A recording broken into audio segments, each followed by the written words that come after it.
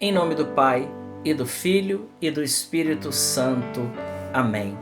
Evangelho de Jesus Cristo, segundo São Mateus.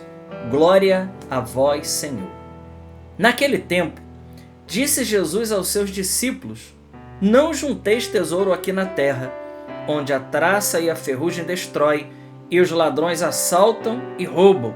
Ao contrário, ajuntai para vós tesouros no céu, onde nem a traça e a ferrugem destrói, nem os ladrões assaltam e roubam. Porque onde está o teu tesouro, aí estará também o teu coração. O olho é a lâmpada do corpo. Se o teu olho é sadio, todo o teu corpo ficará iluminado.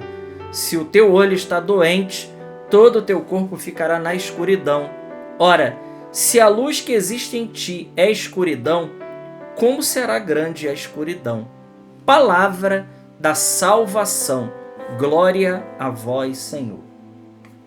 Queridos irmãos, dia 21, sexta-feira, hoje nós temos aqui a memória de São Luís Gonzaga, esse que morreu com apenas 23 anos de idade e que viveu como ninguém essa palavra que nós acabamos de ler no Evangelho de hoje. Jesus está dizendo: não junteis tesouro aqui na terra. Ou seja, Jesus está dizendo que todo bem temporal, todo bem material, ele ficará para trás. Aquilo que muitas vezes, meus amigos, é tido para nós como uma receita de felicidade, como uma receita de estabilidade, ou como uma receita de coisa maravilhosa, na realidade, quando nós chegamos naquele dia, nós percebemos que tudo isso é palha, tudo isso é esterco, tudo aquilo que a gente deu muito valor ficará para trás. E nós precisamos pensar nisso. Jesus hoje está dizendo para a gente: vocês precisam juntar tesouro no céu. E é a primeira parte desse evangelho que eu queria meditar com vocês hoje. Nós estamos construindo tesouros no céu. Porque assim, né? A gente às vezes passa uma vida aqui batalhando e lutando muito pelo aquilo que vai ficar aqui. Veja, com isso, meus irmãos, eu não estou dizendo que nós não precisamos estudar, se especializar, se formar, trabalhar, ter sonhos de construir uma casa, uma boa casa, de ter um carro para te levar daqui para lá, de lá para cá, para que você possa inclusive colocar ele a serviço de Deus e dos irmãos. Tudo isso é maravilhoso, mas essas coisas não são as coisas mais importantes. E como nós damos, é assim, né?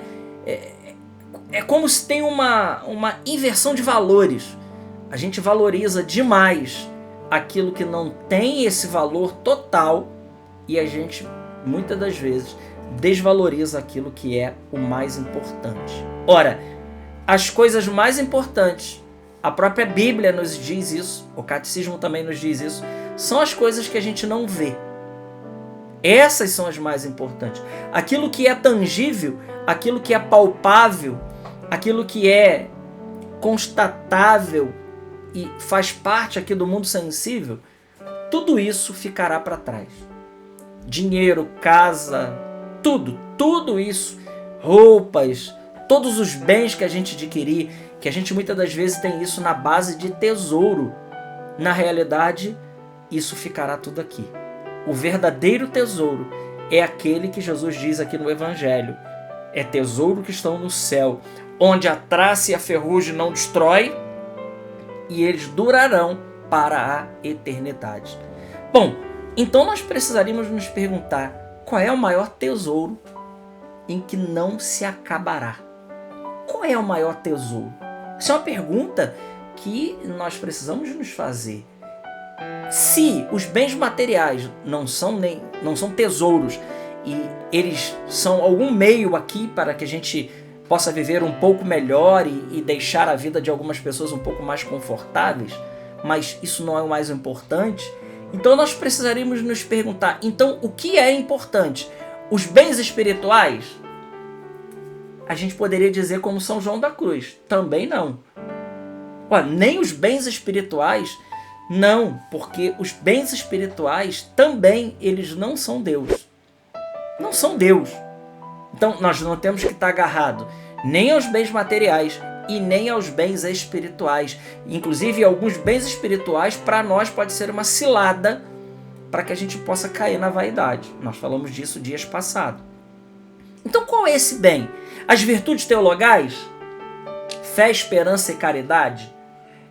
Aqui, então, resumindo tudo, o tesouro que não vai se estragar é a caridade. Essa é a rainha de todas as virtudes. Nem a esperança e nem a fé nós precisaremos dela no céu. Mas a caridade sobrenatural, essa é o maior tesouro, é o maior bem que nós podemos começar aqui nessa terra e esse bem durará até a eternidade. A caridade, o amor jamais acabará. Diz São Paulo em 1 Coríntios capítulo 13. A caridade jamais acabará, porque a caridade é Deus. Caridade é sinônimo de amor. Amor. Nós deturpamos demais essa palavra caridade. Para nós, caridade é levar bolsa de compra para as pessoas, é assistir as pessoas. Essa é uma parte da caridade.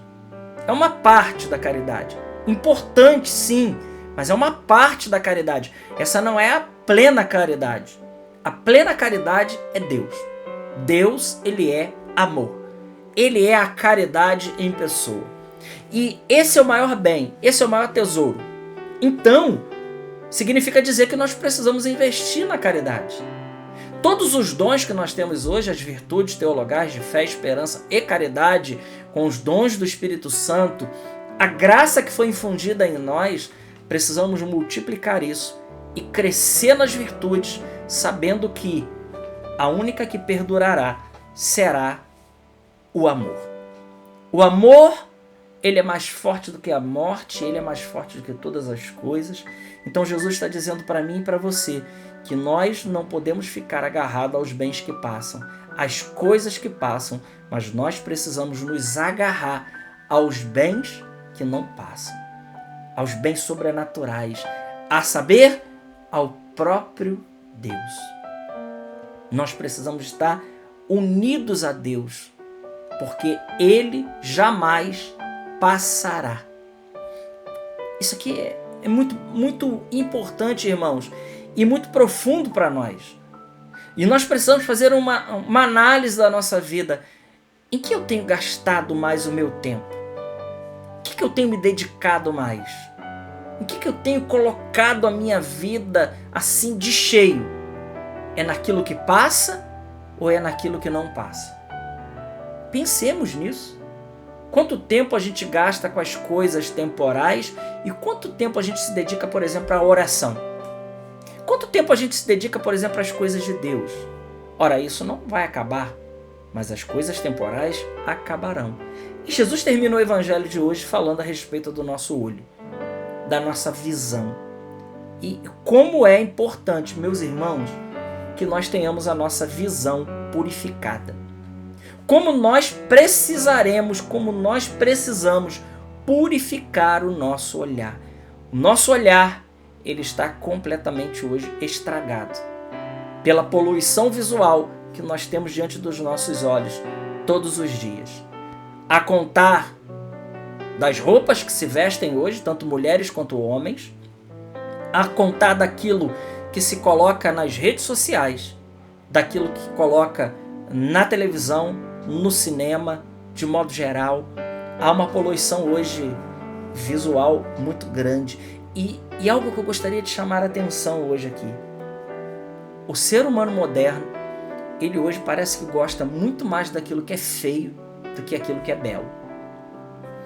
A gente não precisa ir muito longe para dizer o que eu estou falando aqui.